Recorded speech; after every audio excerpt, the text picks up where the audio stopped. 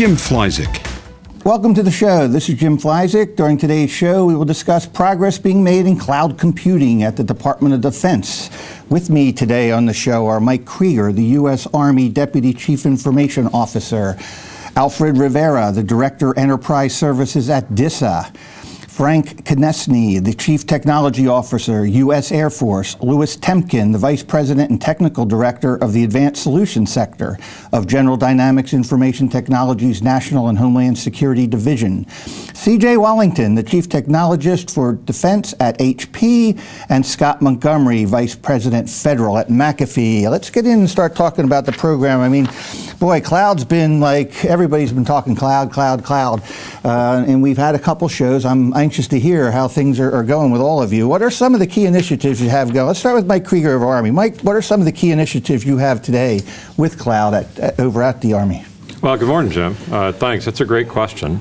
You know, one of our early adopters in the Army was actually a tactical program, the DCGS Army, one of our intel programs. They've actually got a cloud in the garrison and generating force. Additionally, they've deployed clouds forward. So they have several cloud nodes in Afghanistan. Oh, wow. So they can actually operate connected or disconnected. Okay. It's been incredibly powerful and really good feedback, providing great support to the warfighter. The second one is the one we've probably most heard about, is the migration of the Army to enterprise email with our DISA mission partner. Right, I did hear about that. Got about 600,000 people on it now. Wow. In addition, most of the active Army's on it. We're doing National Guard now, U.S. Army Reserves, MedCom. We've got the Joint Staff and DISA, UCOM, and AFRICOM on. So that's going very well. We're about to start the migration to the classified network in December to enterprise email. The second things we're looking at is doing collaboration from the cloud. DISA's cloud again, and then doing content management from the cloud. Good, terrific, man. Sounds great. Anxious to hear more about these as the show goes on. Alfred Rivera over DISA. Alfred, can you talk a little bit about some of the key initiatives you have that involve cloud? I guess when we think of DISA, we think of you as sort of providing services to multiple entities. What are some of the things you're trying to do there? Well, good day, Jim. Yeah, we've been doing a lot, like I said, well, like Mike has mentioned, a lot of collaboration with the U.S. Army as well as with the U.S. Air Force and other component services. Defense Enterprise Email being one of our largest initiatives right now, but I would say there's a couple of key platform-based initiatives we're working really hard on. One we call STACKS, the Secure Technology Application Exchange, which what I would connote to is our platform as a service, where we're trying to provide a capability so that the mission partners that we have, all they simply have to do is just ride against a standard platform and not have to ride the different types of architectures, promoting the standardization across the board.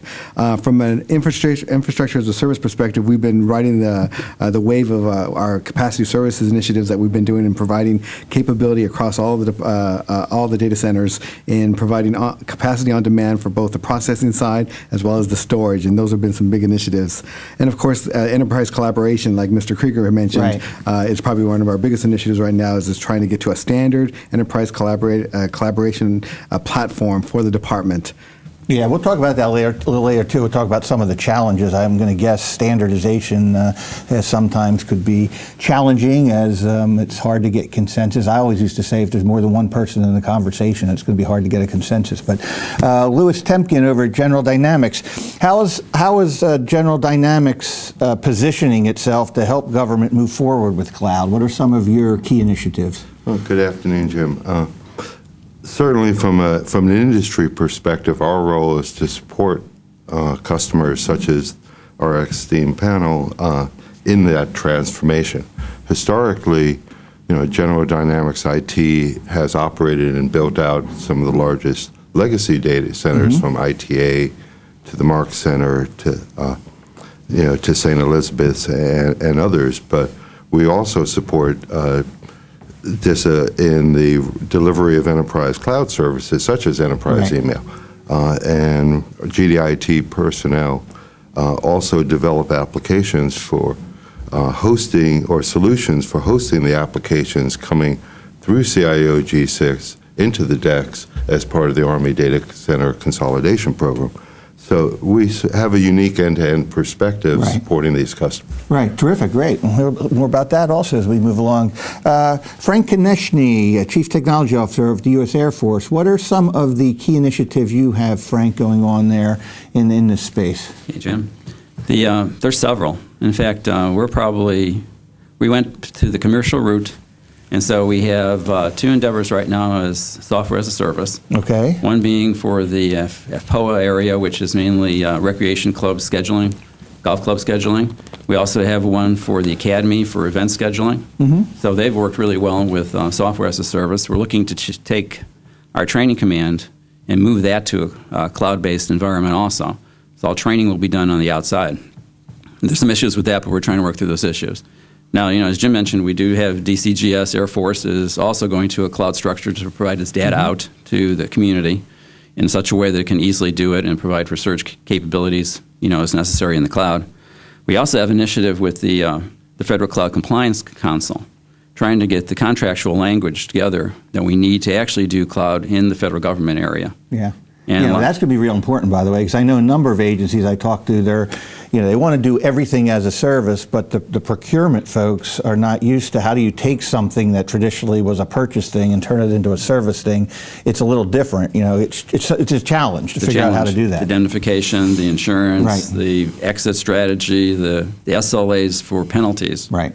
are complex. Yeah. And the last thing, we're working with the DoD Cloud Broker, when it's established, to actually start using some of those cloud services. Right. Terrific. Sounds great, man. Scott Montgomery over at McAfee. How's McAfee positioning here to help move the government forward with these initiatives?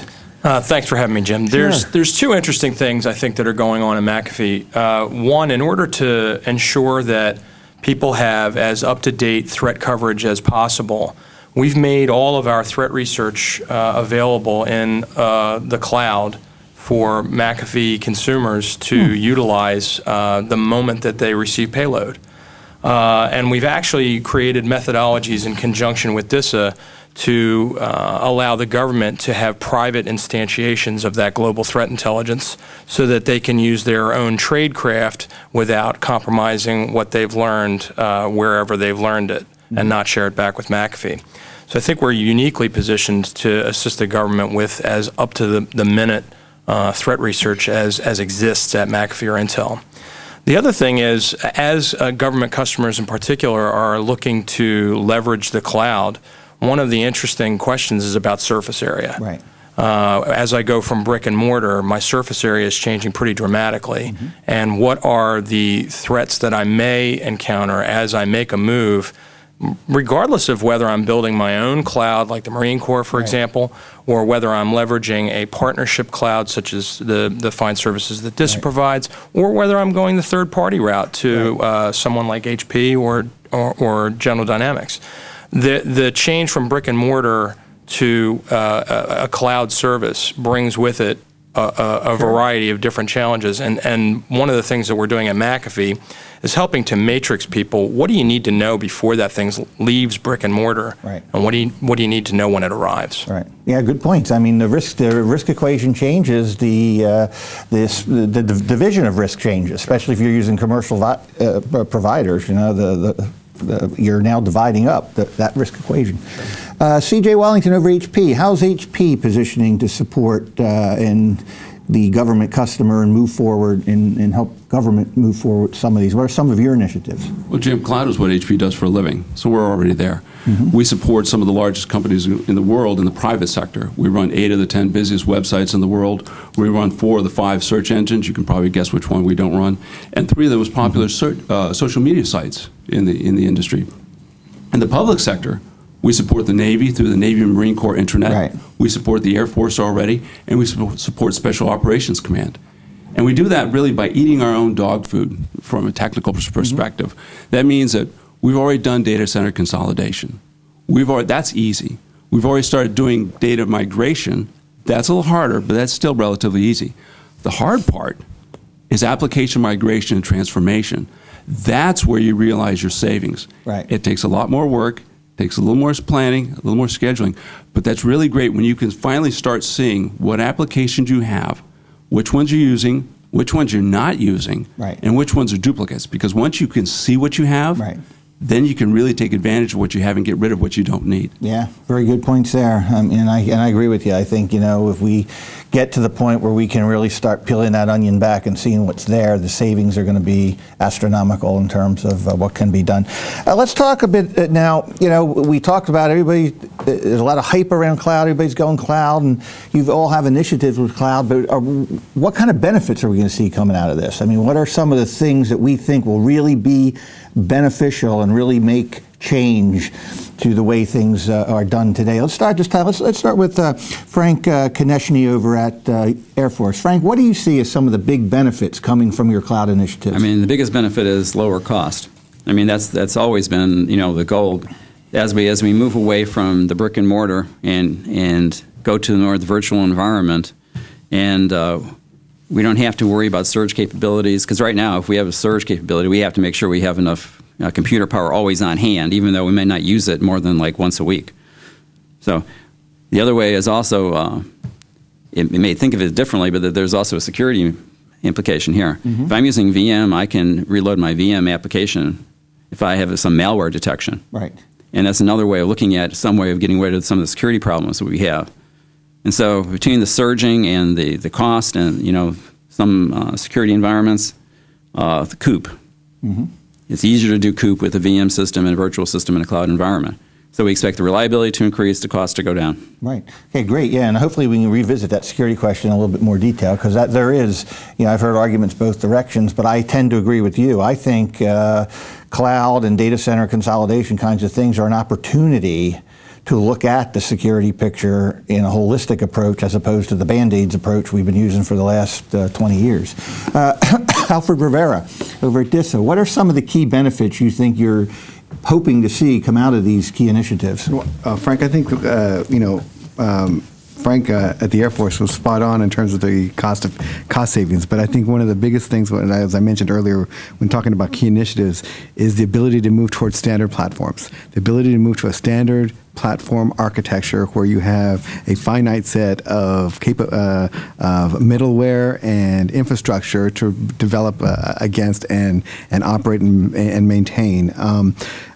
I tell you right now, in my environment right now, as we start looking at, you know, opportunities to move toward the cloud, we have this large inventory of software and different development environments that have to be sustained, that just cause this large, you know, investment that we have to continue to sustain.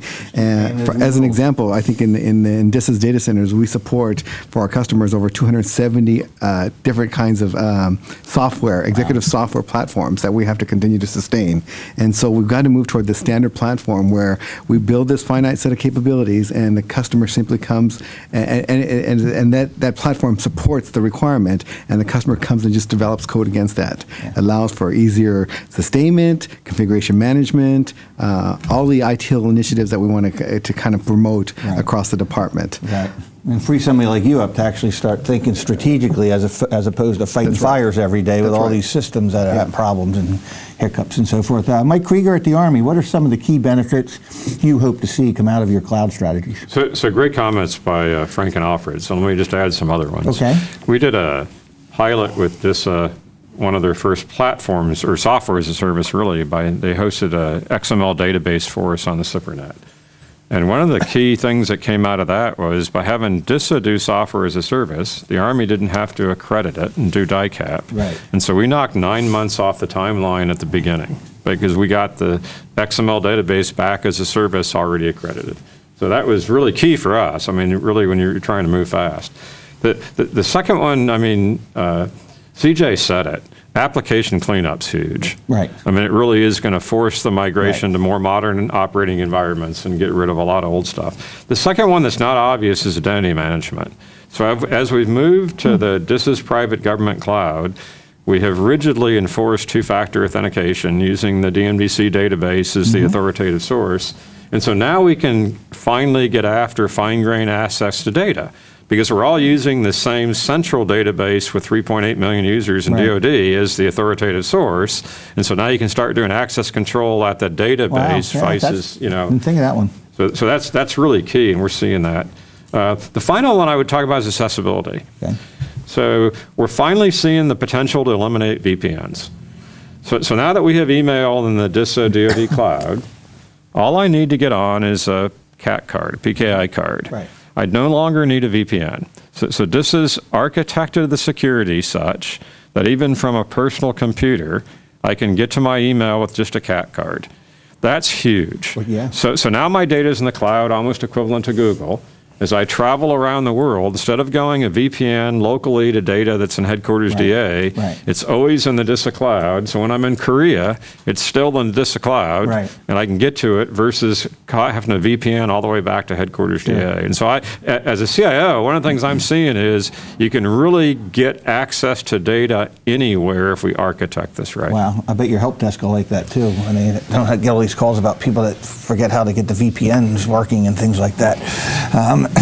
Scott Montgomery over McAfee, what are some of the key benefits you're seeing coming out of cloud strategies?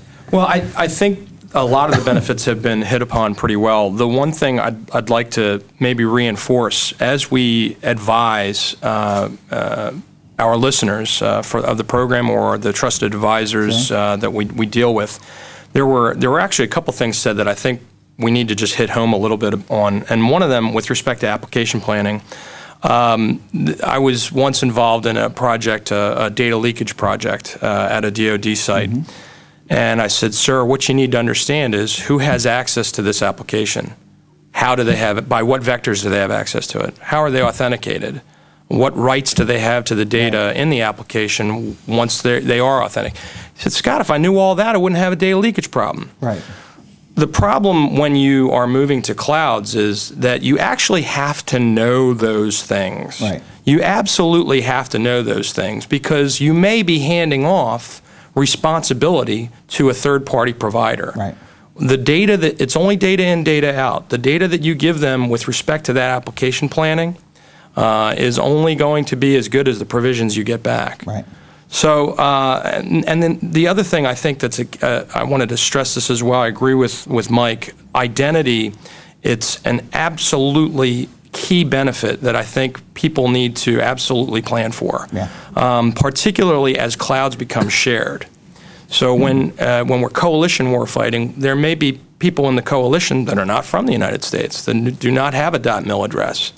And the ability to understand who's arriving at that cloud and how we know that they are, it's a great demarcation line for allowing people to access. Do we understand the identity of the person trying to access the resource? Right. It's a great demarcation line for security. I agree. We've done many shows here, and the identity, I'm convinced after everything I've heard that getting the identity management thing correct will make a whole lot of other things so much easier and will open up a whole new wave of innovation. Now, I don't just define identity as individuals, authenticating an individual and then worried about the privilege that goes with that identity. I view it too as identification of devices and networks, things that are moving in and out of places and so forth. But if you can get that nailed, I think a lot of things fall into place. I want to hear from CJ and I want to hear from Lewis on that same question, but we need to take a short break. You're listening to the Federal Executive Forum on Federal News Radio 1500 AM. Welcome back to the Federal Executive Forum on Federal News Radio 1500 AM. I'm Jim Flyzik here with Mike Krieger from the U.S. Army, Alfred Rivera from DISA, Frank Konieczny from U.S. Air Force, Louis Tempkin, General Dynamics IT, CJ Wallington from HP, and Scott Montgomery from McAfee. We're talking cloud computing. When we went to break, we heard from some of our panelists around the benefits. So we like to hear from the other two that we hadn't heard from yet. Let's start with CJ Wallington over at HP. CJ, what are some of the key benefits you see coming out of cloud strategies? We've already heard about lower costs through economies of scale. You've already heard about access management and increased security. Those are all good. One of the things you're also going to see is a significant decrease in personnel costs.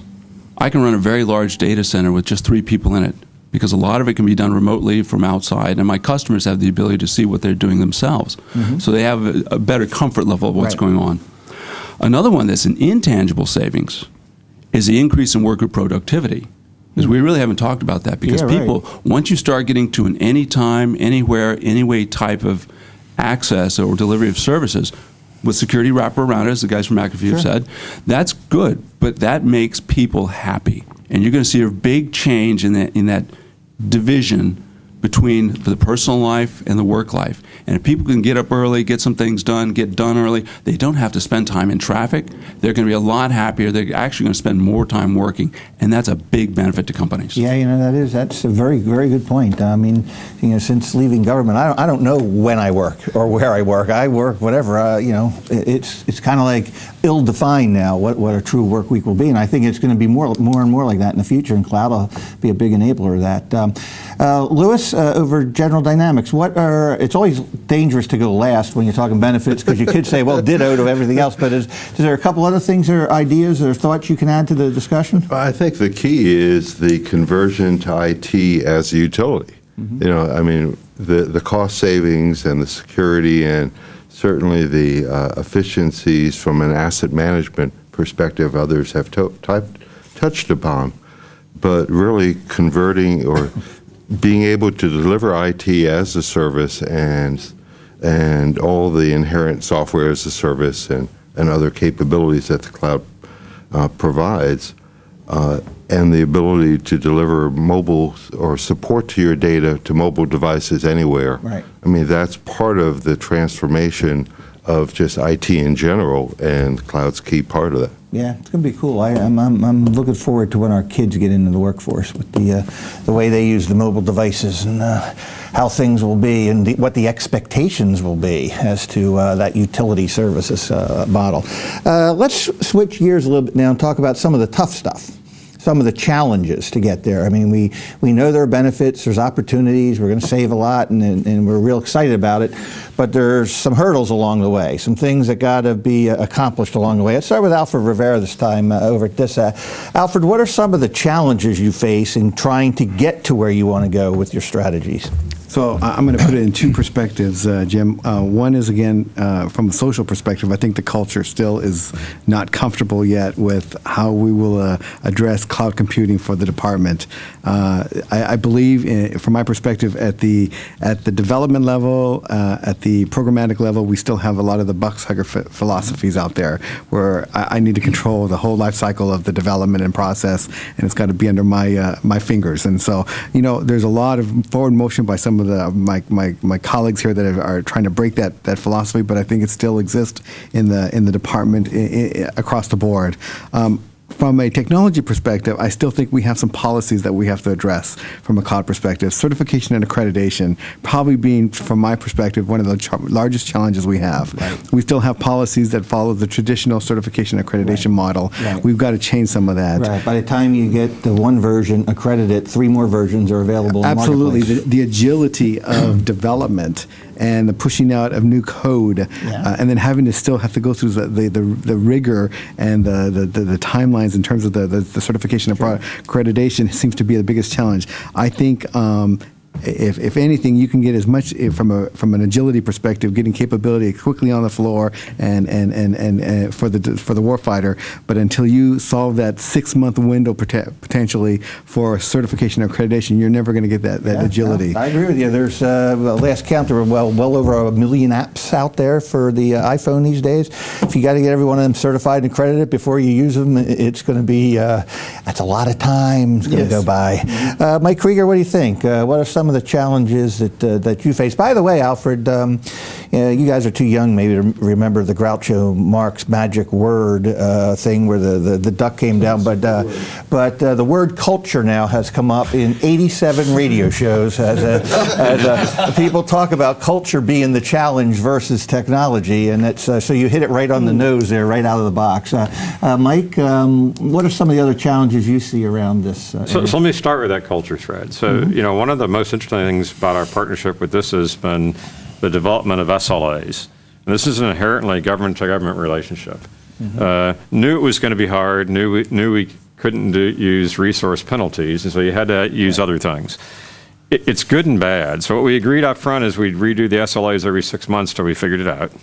It's been very dynamic and made a lot of progress. And what was a challenge is now becoming a good news story. So what we discovered is that a government-to-government partnership is very powerful, that you can actually get things done really quick without revising a task order or making calls and exchanging money, that the partnership between the two government agencies adds a lot of agility. Wow. So that was like a good People are, like, news that starting to like each other. Yeah, it's a really good news story, I think, and we'll continue to do the SLAs every 6 months till we figure this out. The other part that we need to look at though is you said culture. We don't have the procurement laws, rules, regulations, and strategies down right yet.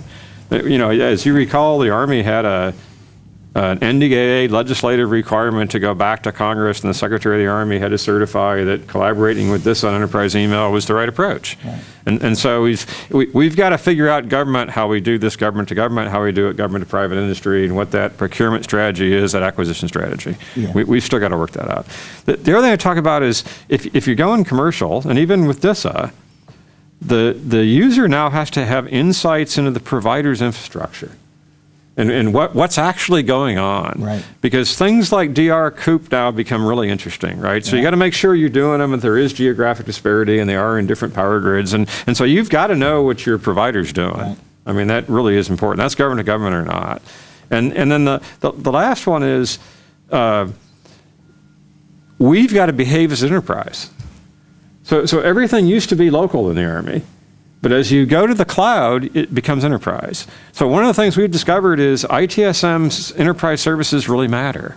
And we never had them before. Everything was local in the old non-cloud world. Now everything's enterprise. And so how you address configuration management and change management and problem management all matters now. Yeah. And so business processes, ITIL processes really matter as you move to the cloud. Yeah, very good points there. So some excellent points. Frank, over at the Air Force, what are some of the challenges? Is there some things you can add to the discussion here that we haven't hit? Let's talk about, this is an offset of culture, but it's the regulations and laws. As we move into the commercial environment, one of the big challenges has been the PII integrity, how we preserve it or not, and where does it have to be preserved. So, for instance, for our training system, the question is, well, how are you going to register people into the training system? Is it going to be student ID, and then where do you keep all that other information in the DoD domain, and how do you link it together to make sure the training records are right? Right. So this is one of the big issues. We have to get a policy for the PII. The other one is that we have, the assumption here is we have network all the time. Now, Mike knows based on, DCGS and his tactical cloud that you don't have network all the time. When we get to some of the outlying bases and whatever, or, in the Pacific Rim where the cables are there and they depend upon the cables, we're going to have an issue at times if we go to a cloud structure, how we're going to actually communicate and keep everybody connected. So that disadvantaged user issue is a big issue as we move that way. Mm-hmm. I mean, the intent is now, keep it local, but that's not good enough for, we're going to go to cloud.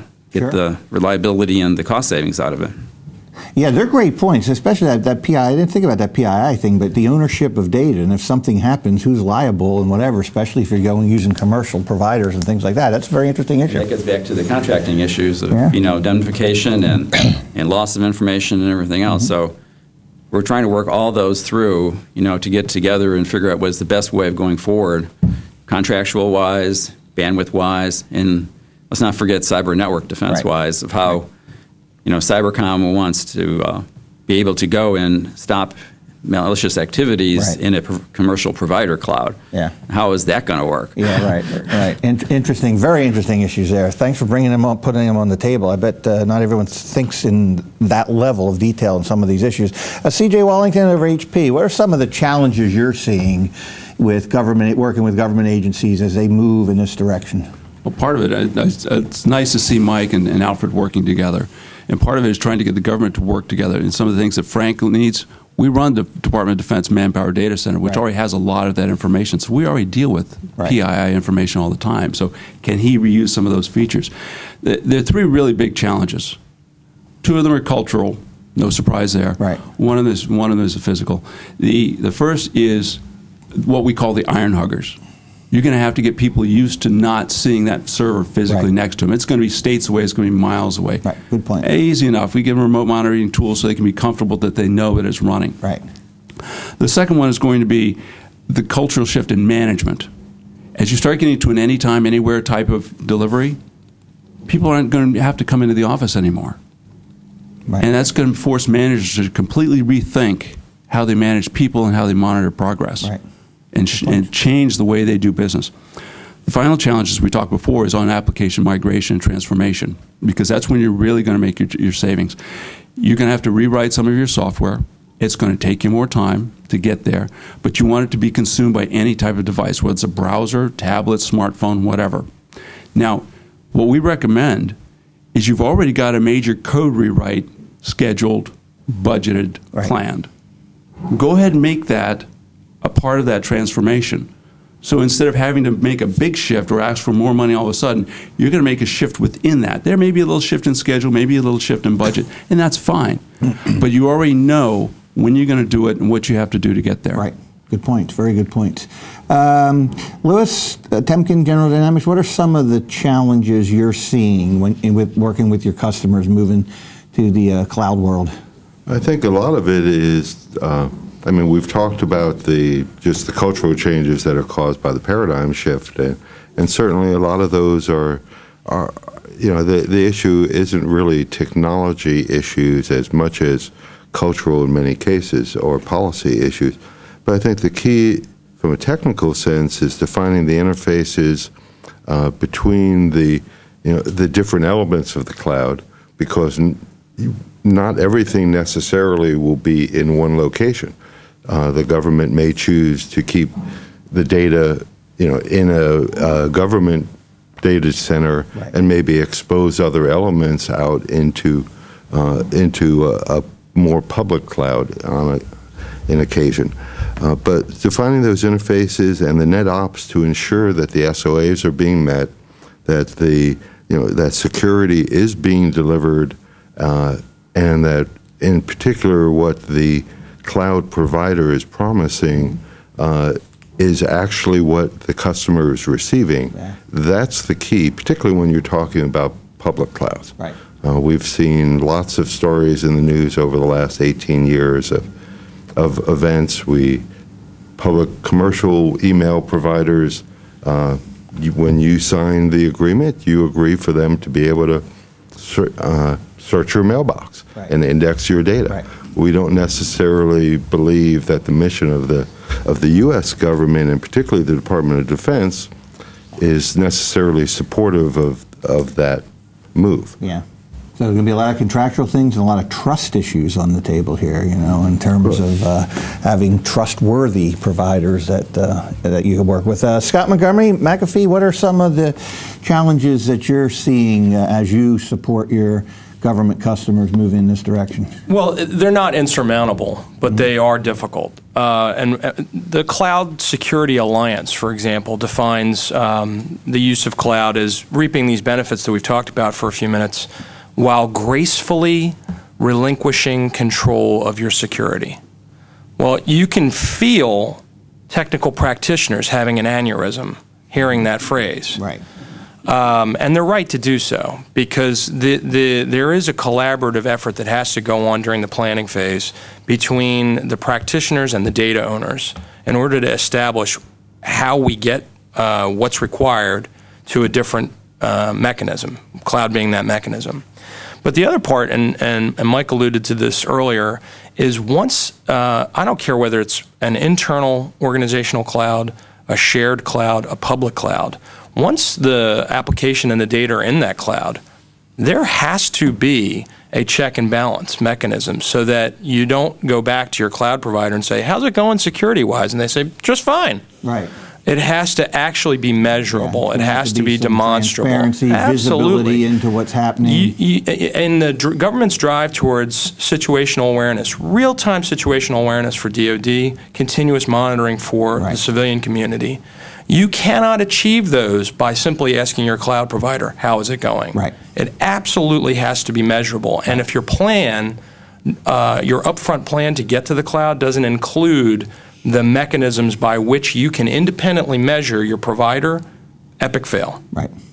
Yeah. I think, continuous monitoring comes up in our cyber shows, comes up in just about everything we're doing now. I think, we almost have a show in and of itself just to talk about definitions of continuous monitoring and how various agencies are going about doing that, because it's become such a hot topic around town and getting proactive. It doesn't mean don't go to the cloud. Right. It means write some things down before you get there. Right.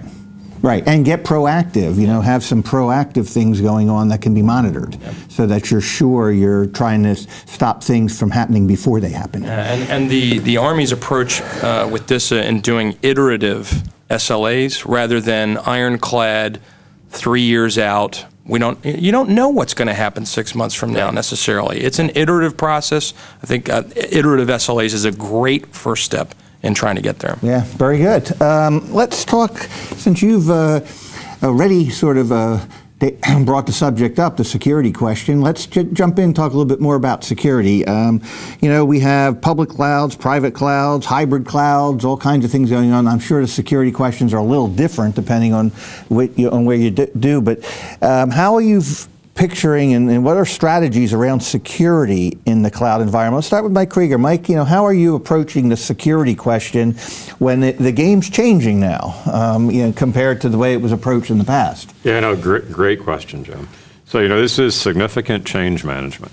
When we first migrated our email to DISA, I got a call from the Army Enterprise DAA, and he was aghast that DISA wasn't following all the Army security guidelines for email, and it was really unsecure and evil. And so we partnered with NSA and DISA and did a red team and discovered that DISA, in fact, wasn't following the Army policies, but they were much more secure because they worked with their industry partners, Microsoft, McAfee, and other industry partners, and they actually re-architected it to be much more secure, and we canceled the Army policies. So a lot of the security problem, I think, is going to be change management for the community. And with respect to that, under the Joint Enterprise Initiative in DoD, JIE, we're re-looking at the security architecture of the enterprise and starting to defend the data vice defending every post camp and station. And so we've got to work through that change management, and so that we're re-looking at the problem a little differently. The second thing you see from DoD, we're starting with government private clouds, probably because we're risk adverse, and that's the place to start. And when you get the policies and procedures right there, then you'll probably venture out into hybrid clouds and public clouds.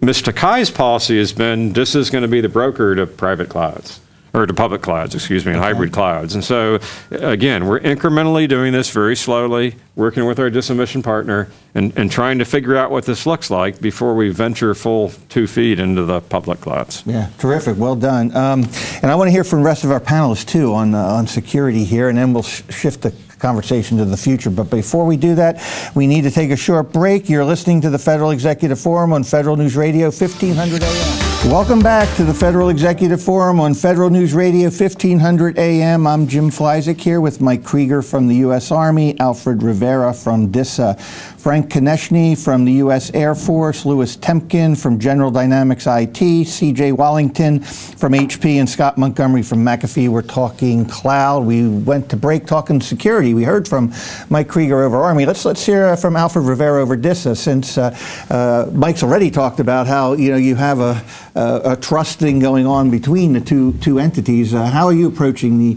security question, Alfred? Well, obviously, the trust is important because we're working together to make sure that we have an architecture that we feel both confident as a service provider and as well as a mission partner that we're satisfying his requirements. I think there's one thing that Mr. Krieger mentioned that is important, and that is what the department's doing in trying to put in place this single security architecture that's incumbent as part of this JIE initiative that the department's doing.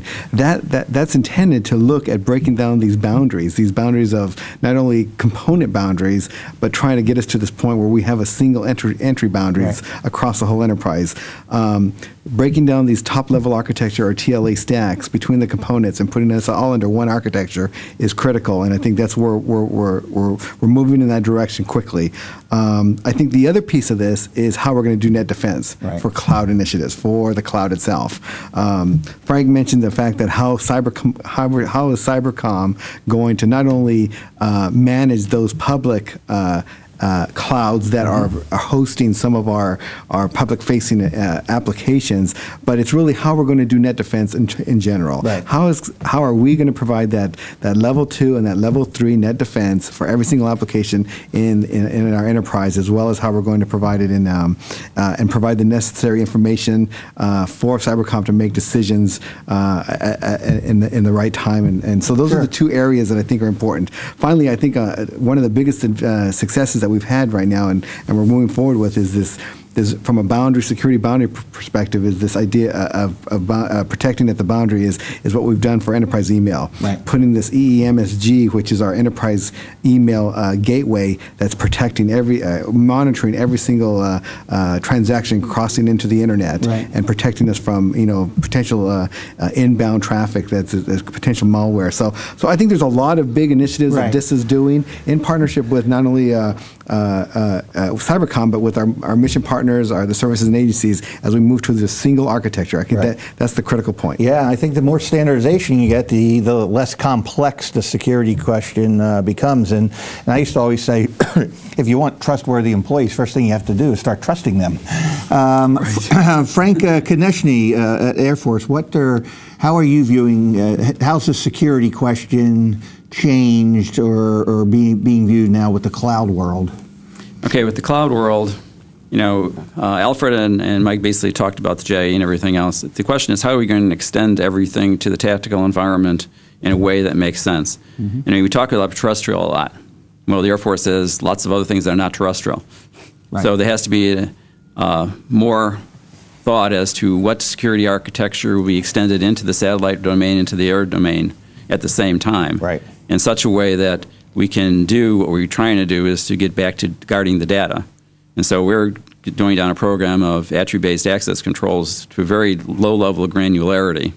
So that not only we do the authentication of who the person is, but we also do the claims as to what the person has access to. Yeah, good. I still always try to simplify it, saying you need to, security at the perimeter, security at the data at rest and the data in motion, and security and continuous monitoring of the devices in the network. If you can get to there, you're pretty much covering the gambit. But let's talk to an expert, Scott Montgomery, who probably knows a lot more about that question than I do. Scott, what are some of the security challenges with the cloud world? It's fun. It's a lot of fun, actually. But there's two basic considerations that I think the audience would be interested in. One is, regardless of where the virtualized application is running, there's a piece of underlying hardware that's running it.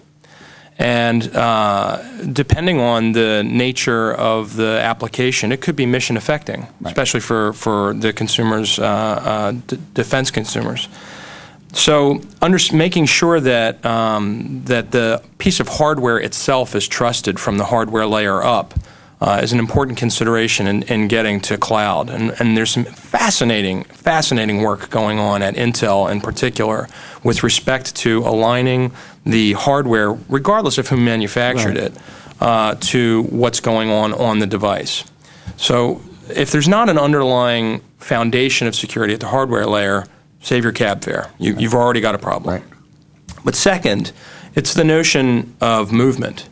There was a time in brick and mortar where you could say, well, where is this particular server running? Well, it's right over there. Right. It's in rack 3. It's the third one from the top. Right. You don't have that anymore. Right. So what people have to do, whether they're building a cloud for themselves, whether they're doing it in collaboration with an organization like DISA or HP, GD, the goal is, regardless, irrespective of where the particular application is running, are we able to ensure that security is being examined for payload going between the consumer and the application itself? Right. Very good. Good point. Louis Tempkin, General Dynamics. How about how you view that security issue? To piggyback on what Scott said, as we move and live in this virtualized world, the ability to establish that chain of trust from the BIOS all the way up through the hypervisor is critical. But in addition, there are all the other initiatives that are going on of moving to protecting data vice protecting just the perimeter defense, and the application rationalization. CJ talked about the consolidation that HP did, and I recall they went from 14 versions of Oracle to 1. Well, those 14 versions obviously had multiple differences in how secure each version of Oracle was, because as vendors increase their, and release new versions, it constantly ratchets up their conformance to security. So you have to approach it from a 360-degree perspective, looking at physical and IT security, and then ensure that all our solutions meet all the security policies of not only FISMA and DIACAP, but support the move to continuous monitoring. Yeah, terrific, great. I'm going to go to C.J. Wallington, but I'm going to change the question. C.J., we're now down to about 10 minutes. I don't want to run out of time because I do want to hear your sort of vision for the future. So I'm going to ask each panelist maybe take about maybe a minute and a half here to give your picture of what the future looks like. Where are we going with this? What's cloud going to do in terms of what will it mean to what government computing will be in the future? CJ, what's your crystal ball look like down there out in the future? Well, in the future, I'd love to say, flying cars, but, one that's cliche. Two, I've seen the way people drive in the D.C. area, and I do not want to see them working in the up and down aspect also. But the future is really going to be wrapped around mobility. And I say wrapped because mobile capacity is going to completely change the way everything's happening. You're going to see that blurring that I talked about before between where I work and what I do with my family. Right. Do I have to come into the office? Can I do something somewhere else? And people are going to be a lot happier when they do that. And when you get happy people, you get productive people because they don't object to spending time doing some work or squeezing in a couple of extra things here and there. Access is going to be completely role-based and along the who, what, when, where, why, and how of security. Right. Who I am, what I do, when I'm allowed to do it, where I'm allowed to do it, what I'm working on, and how I'm accessing it. So if I'm in British Columbia, Canada, working on my mobile device at 3 o'clock in the morning, it's going to understand off the bat whether I can get into that or not and give me those kinds of permissions. And that's an enormous security implication. That's absolutely something fantastic. Government is going to become more efficient and they're going to become less expensive. Because as you get out of working in an office space, you reduce your heavy infrastructure costs in buildings and networks. You reduce your power demands. You reduce your paper demands, so my physical structure.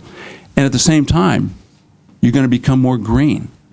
So that's a huge benefit to the government. This is an amazing opportunity for them. And I'm really, really looking forward to them seizing this and taking advantage of it. That's well said, boy. And I'll tell you that more efficiency, less cost right now in Washington would be a very good mantra to have being discussed today. Scott Montgomery, what's it look like to you? Where's this all going? Well, Jim, I think one of the things and then we've talked about it during the course of the panel, but one of the things that I think that cloud offers in terms of promise, and I agree with what CJ said, but resiliency, just true resiliency, the notionality that mission can be served from whenever, wherever, without compromise of local brick and mortar failures. I think the other thing that cloud, it makes us able to have communities of interest without necessarily saying, well, whose data center is it going to be in? Right. And I think this is essential for not only for government, multinational government efforts, coalition government efforts, but also in the way that we do business. It'll be very transformative to business so that cloud can be used as a mechanism for compromise, for meeting in the middle, so that you can get the goods and services that you need without necessarily having to figure out in whose data closet it's going to be performed. Sure. And I think that's going to, again, transformation. I think that's a way that we can gain efficiencies, we can gain security, we can reduce our costs without necessarily having to reinvent the wheel every 6 months in our own Sounds buildings. Exciting to me, guys. Let's make this future come fast. Frank Konieczny over at Air Force, what's your future look like, Frank? Where's this all going? Besides the increased accessibility, the reliability, resiliency, and everything else that we've all talked about, there's another aspect to this too. We're going to be able to develop applications faster. With the structure. And that's going to be one of the major cost savings that we're going to have. When the kids enter the workforce, they expect, an application whenever they need it. Right. And so, Alfred talked about, using Stacks as the platform as a service. Yes. And eventually we're going to get to that viewpoint where we can just call up a service, get it to us, do the app real quick, and then certify it immediately. And that will save lots and lots of money. And besides that, Mike alluded to this, the tactical clouds are going to be a big deal. Right. They're not there yet, but We can see, tactical clouds on the airplanes, on the satellites. Sure. So to change the mission profile, grab surge capabilities onto the plane, do all sorts of things that we haven't ever thought of before. Yeah. And I think that's going to help us a lot. I think you're right. I think we start with the administrative sort of things, and then we begin moving more to the operational aspects of this. Louis Tempkin, General Dynamics, what's it look like to you down the road? Where's this all going? Well, I mean, we've talked about mobility, and we all know the importance of being able to securely get to data anywhere, on any device. But in addition, I mean, through automation, it takes us about 5 minutes right now to provision a new compute environment and bring it up, use it, and then rip it down if you don't. Right. The improved identity management, the better asset management, the defined idle interfaces are all important. But one addition thing that our network partners are bringing to market, and that we'll start to see over the next 5 to 10 years, is the ability to programmatically control data as it flows through the network. They're exposing APIs that allow us to do things that you never could before. Right. Very good. Well said. Alfred, Rivera, what's your version of the future look like here? So I'm not trying to be the bad guy here, but I think we're going to still live in an austere environment from a fiscal perspective. And so we have got to be more innovative in terms of some of the things. Mobility, I think everyone's talked about, there's no question we're going to have to be living in a device-agnostic community world where it doesn't matter what device. The good news is we'll save money. The bad news is the money you save goes right back into the treasury. It's not there. It doesn't go back in. It's not even there anymore, so it doesn't matter. So we've got to figure out some of these new device-agnostic ways of operating and therefore being more agile from a productivity perspective. I think from the future perspective, I think we're going to have to start thinking about large data more and more. It's not going to just be managing business applications, but it's going to be how we're going to start handling some of this large data that's going to be traversing the networks from decision support capability, from our mission partners' requirements for managing large media and large mission critical applications. I think there's going to be a joint partnership with industry and how we're going to jointly manage data centers so that the cloud is agnostic across the whole enterprise. And we're going to have build in those capabilities to support that from an ITSM perspective. But I think I also believe, like Frank said, the agility of application development is going to be critical. It's been proven already. Right. We've just got to jump on that bandwagon and put in place the policies and directives that allow us to do that. Wow, terrific. Let's hope the future comes fast. This sounds exciting to me. Mike Krieger, what's your version of where this is all going like? So I think Frank and CJ really caught the key thing that's going to change. So we really are going to move clouds to the tactical environment. That is going to enable rich situational awareness, role-based access, finally. It's going to enable mobility. And so your mobile device is going to work on the generating force or the operating force, what you're going to see. It's going to enable rich content management and data always available. So you're not going to show up in a new operation with no data when you start, because the data is going to migrate much easier from your post-camping station or installation to your tactical cloud. I mean, so there's a huge opportunity for DoD here. And having that situational awareness through all phases of an operation. Yeah, terrific. Let me try to do some summaries here based on what I heard during the show today.